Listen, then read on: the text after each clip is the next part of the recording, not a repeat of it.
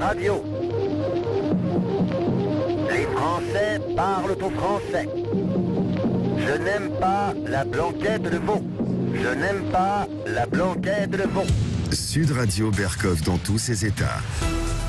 Eh bien, c'est le syndicat national des personnels de direction de l'éducation nationale, le SNPDEN, qui est dans tous ses états. Écoutez bien, auditeurs, auditrices de Sud Radio, résistantes de Sud Radio. Il se passe quelque chose quand même d'assez grave. La laïcité est-elle en danger? La laïcité dans les écoles, dans les établissements publics locaux d'enseignement, comme on dit, est-elle en danger? On en parle tout de suite. Sud Radio Berkov dans tous ses états. Le fait du jour. C'est un rapport explosif, c'est un rapport très important, très sérieux, qui vient d'être rendu public aujourd'hui, ce matin, par le syndicat national des personnels de direction de l'éducation nationale, qui est allié à la fédération UNSA Éducation. Alors, qui s'agit-il? Ils ont enquêté pendant des mois. Et le SNPDEN, c'est les personnels de direction des établissements publics locaux d'enseignement, les proviseurs, adjoints de lycée, principaux et adjoints de collège, directeurs d'établissements régionaux d'enseignement adapté, d'écoles régionales, de sections d'enseignement, etc., etc. Donc, il ne s'agit pas des directeurs d'écoles primaires qui appartiennent au corps de professeurs des écoles. Non, non, il s'agit des personnels de direction. Et là, ils ont des choses à dire. Et ils viennent nous le dire. Et c'est très, très, très, très... Allez, j'allais dire préoccupant, mais c'est plus que ça. Voilà, c'est l'enquête laïcité. Et donc, ce matin, ils ont révélé à la presse leurs chiffres. Et ces chiffres, quand même, je vous les donne, je vous les livre.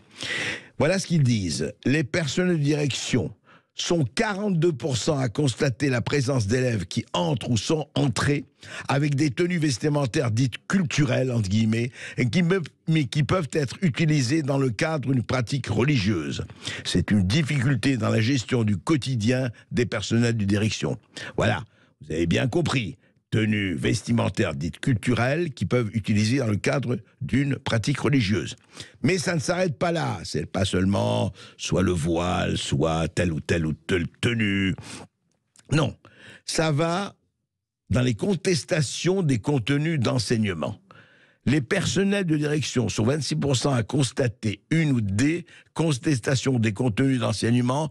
Au nom de quoi? Au nom de quoi? Donc ce sont les élèves qui contestent, et bien sûr, au nom d'une vérité religieuse, dite entre guillemets. Vous voyez, on est très très très prudent, on dit vérité religieuse, très bien, et ils disent ceci. Donc, pour les tenues vestimentaires, eh bien, le syndicat souhaite que la loi de 2004 soit révisée pour s'adapter aux nouvelles stratégies de contournement, parce qu'il y a des élèves qui contournent effectivement tel ou tel détail pour porter telle ou telle tenue. Pour le contenu, cela induit de l'autocensure chez les enseignants. Vous entendez bien, de l'autocensure. Les programmes régaliens ne sont pas respectés sur tout le territoire. Ça veut dire en ce qui concerne l'histoire, en ce qui concerne l'histoire des religions, mais aussi l'enseignement, mais etc. L'adhésion aux valeurs de la République est questionnée, disent-ils. Vous allez me dire, ils sont que 26%, mais ce n'est pas rien.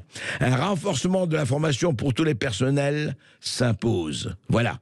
Alors évidemment, 43% n'ont pas signalé à l'institution les problèmes de tenue vestimentaire, 37% n'ont pas signalé les contestements d'enseignement. Je rappelle donc, d'un côté, le vestimentaire, d'un autre côté, au moins aussi grave, sinon plus, le contenu des cours, le contenu de l'enseignement. Et alors, ils donnent ceci, hein, ils le disent, noir sur blanc, le syndicat, pour des raisons qui expliquent le non-signalement ou censure chez les personnels de direction. Alors certes, l'équipe de direction réglé le problème ne le signale donc pas à l'institution. La conviction, écoutez-moi bien, parce que tout est dans les mots et le choix des mots. La conviction qu'ils ne seront pas suivis par l'institution et qu'ils seront seuls face à ces situations complexes. Rappelez-vous, nous avons reçu Frédéric Mortier, je ne parlais pas des professeurs menacés et sommés de faire attention, sinon on vous la fera à la Samuel Paty. Le manque de temps, disent-ils, pour gérer ces situations, la crainte d'être considéré comme incompétent et évidemment l'impact éventuel sur leur carrière. Qui va leur jeter la pierre? Qu'est-ce qui se passe, ce qui se passe dans les cours et à l'intérieur des cours. Voilà. C'est quand même extrêmement grave. C'est 35% de constats. Alors, où ont été faits ces constats, ces contestations?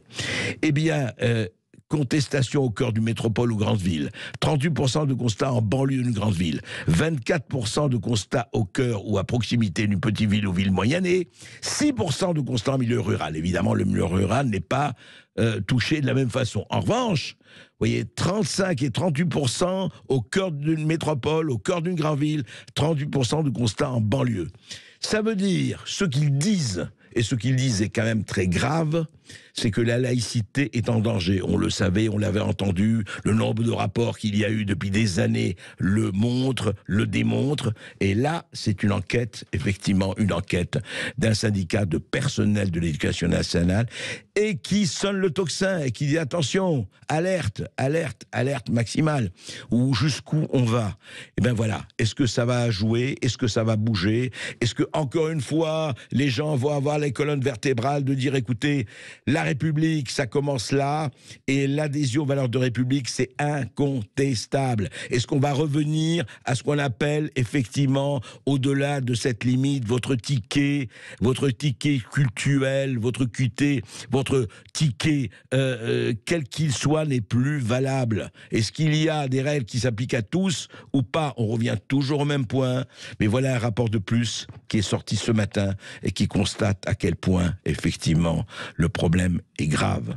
Donc, on suit, mais surtout, vous aussi, comme nous, comme tous les autres, soyons vigilants et agissons à tous les niveaux, en conséquence, au niveau de votre ville, de votre quartier, de votre rue, de vos enfants, de vos écoles, du personnel. Agissez, agissez, agissez, tant que vous pouvez. Sinon, vous savez, ce sont les autres qui agiront pour vous et à votre place.